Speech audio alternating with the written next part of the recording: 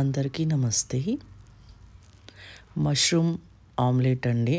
Toast, mushrooms, onions, tomatoes cut చేసుకుని ముందుగానే చాపర్లో పెట్టేసుకున్నాను.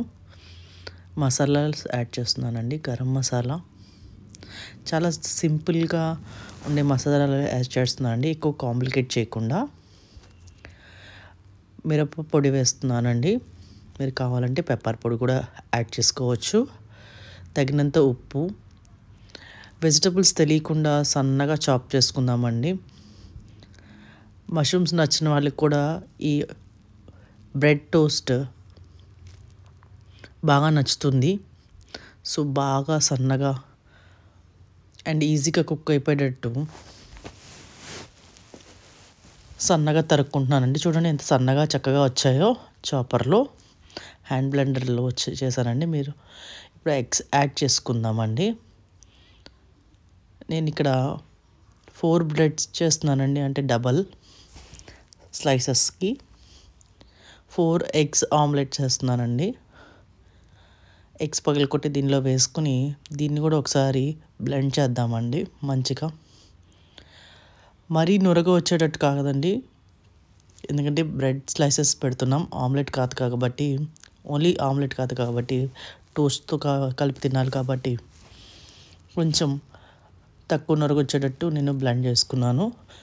పొయ్యి మీద ఆయిల్ పెట్టేసుకున్నానండి. పెద్ద పెనం తీసుకున్నాను. కొంచెం స్ప్రెడ్ ఎక్కువ చేసేసి ఒకేసారి 4 స్లైసెస్ పెట్టేటట్టు మంచిగా వెజిటబుల్స్ అన్నీ కుక్ కావాలి కదా. ఇంకా ఆయిల్ నేను ఎక్స్ట్రా ఆయిల్ ఏం తీసుకోవట్లేదండి.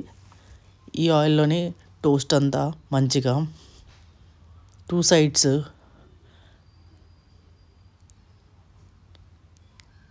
మంచిగా కాల్చుకుని మనకిష్టమైన షేప్స్లో కట్ చేసుకోవచ్చు అండి.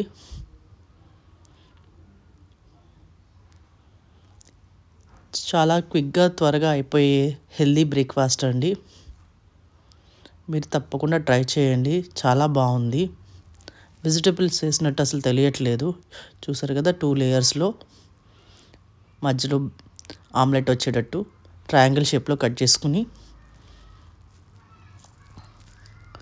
ప్రోటీన్కి ప్రోటీన్, ఫైబర్కి fibre, vegetables, egg omelette, eggs ఉన్నాయి కాబట్టి కార్బోహైడ్రేట్స్ మనకి బ్రెడ్ ద్వారా ఇటు వస్తాయి కాబట్టి మంచి మీల్, స్టమక్ ఫిల్గా ఉంటుంది. దీన్ని కెచప్తో పిల్లలకి సర్వ్ చేయొచ్చండి. మనం చిల్లీ సాస్తో కానీ గ్రీన్ చట్నీతో కానీ బాగుందండి. తప్పక ట్రై చేయండి. Thank you.